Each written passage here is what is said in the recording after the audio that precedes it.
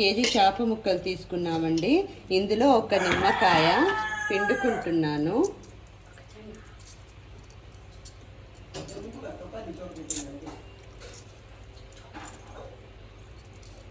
దీన్ని పిండుకున్న తర్వాత 1 spoon ginger garlic paste, అప్పుడే గ్రైండ్ చేసి పెట్టుకుని జింజర్ గార్లిక్ పేస్ట్ వేసుకోవాలండి. మసాలా అండి, ఎస్ఆర్ఆర్ ఫిష్ ఫ్రై మసాలా, దీన్ని యాడ్ చేస్తున్నానండి.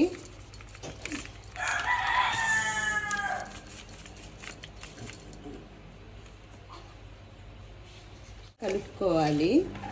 ఈ పేస్ట్ అంతా ముక్కలకి పట్టాలండి, పౌడర్ అంతా.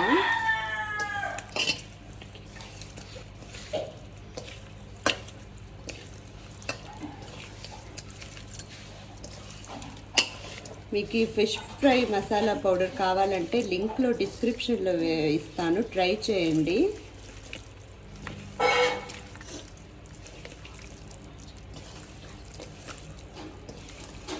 ఇంట్లోనే ఉప్పు ఉంటుందండి, కావాలంటే కొంచెం మనం సాల్ట్ యాడ్ చేసుకోవచ్చు.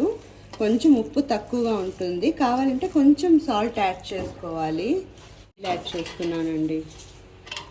ఈ ఆయిల్ వేయడం వల్ల ముక్కకు పౌడర్ బాగా పడుతుందండి, అందుకని కొంచెం ఆయిల్ వేస్తున్నాను.